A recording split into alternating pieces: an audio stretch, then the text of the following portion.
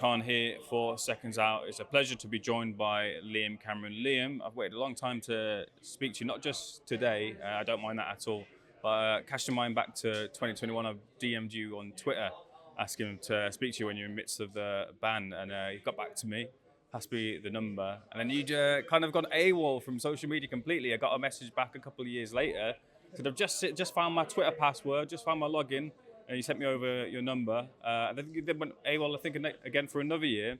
Then you popped up on my Snapchat.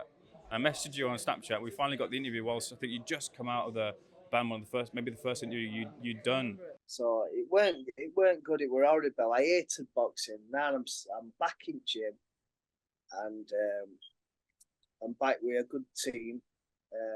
Can't disclose it yet because obviously they've told me to keep it quiet for a bit until my weight's down. I went 19 stone. Now I'm about 14 and a half stone. So even that journey is unbelievable what I've done. Like I said, stop drinking. And I'm running 100 miles. So I've been doing like 4.5 marathons a month.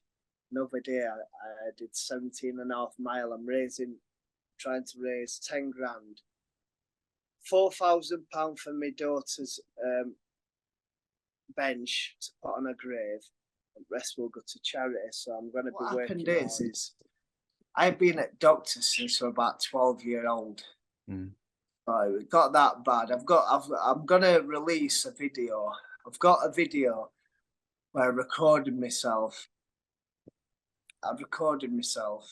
And there were blood all over me. I was blind drunk. And I ended up in hospital again, bad, really bad. And the nurse said to me, my heart rate was 160.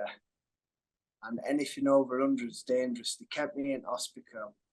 They said, look, you're killing yourself.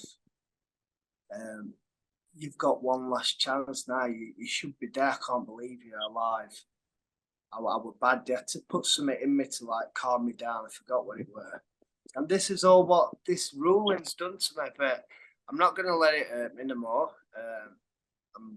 I'm back 100%. I went to doctors to give me help, give me counselling, and I'm waking up with a smile on my face every day.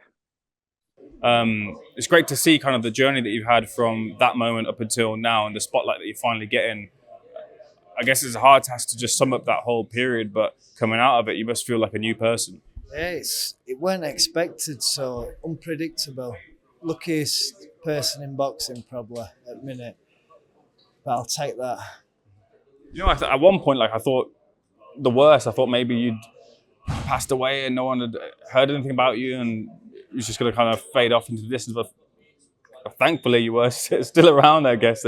How difficult was the period to just keep believing that you'd get that opportunity finally? Well, I'm like I said, I'm very lucky to be here. Like you must have felt something to say that comment about death. So I'm very lucky to be here. So I'm proud of what I've done, and I can show others that it is possible. Yeah, because I messaged many people in the industry and said, "Have you got a contact for Liam Cameron?" And said, "No, mate, I've not heard from him for years." I messaged another person. People from Sheffield said, "No, mate, I've not heard from you." So I was like, "Oh, this is a dead end for me." So thankfully and finally, you did pop up to on Snapchat. Yeah, look, whirlwind period for you with that fight with Ben Whittaker. The statements come out now with Frank Warren saying that, look, we're trying to get this fight over the line. From your perspective, do you think the second fight, gets over the line with Ben Whittaker? Yeah, 100% will happen. I think that. In deep talks, and I don't deal with it. I ain't got a clue what's going on.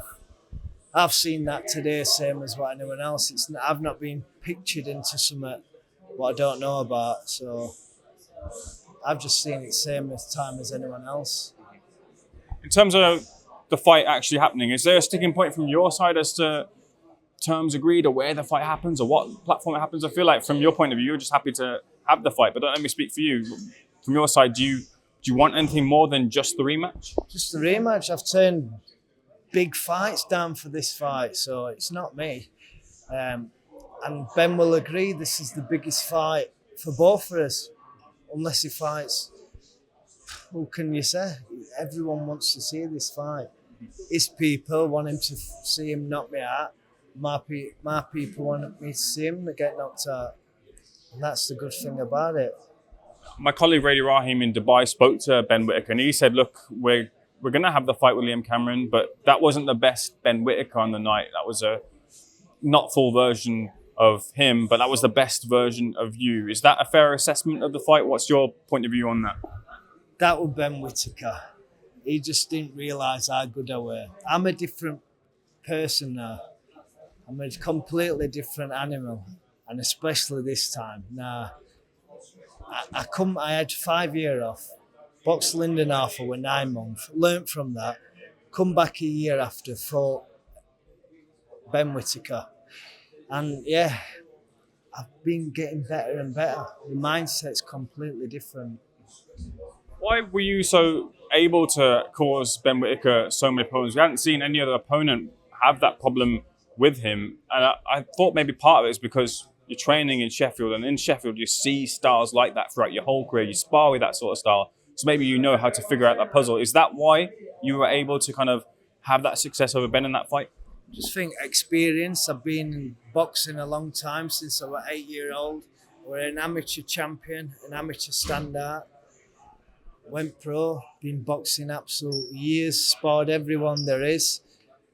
And you've got a guy what's fighting 3-minute rounds, but thought it were tough. And he weren't tough. He's not a tough guy. He's not like me, being dragged up. I'm not saying like I've had a bad life or all, but I've had a tough one. And has Ben seen anything like that? He's got a lot of learning to do, hasn't he? He's been mollycoddled by GB set up, and he's probably having a lot of stuff given to him and stuff, so he's having it nice. What did they say? It's hard to wake up when you've got silk pyjamas, and he's got them silk pyjamas. What happens in the rematch then? If it gets over the line, what do you do differently?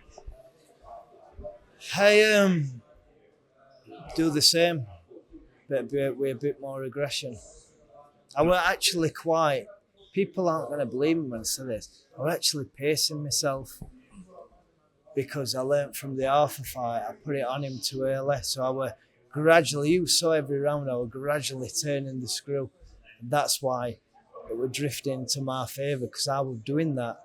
I let him up first round just to work him out, then I slowly put it on him. You feel like you have to get the knockout to win? I don't know. Do you feel like you can put him in a position where for some people will say that he tried to find a way out? Well, he quit once, didn't he? So what does the famous Brendan Ingalls say from Sheffield? Once a quitter, always a quitter. Liam, it's been a pleasure. I'll leave the final word with you. I've got a message for Ben Whittaker ahead of, hopefully we get to see the rematch this year. No, I've got a message for Ben Shalom. Let the fight happen. Give me the payday and Ben Whittaker the payday. Thank you. See you soon.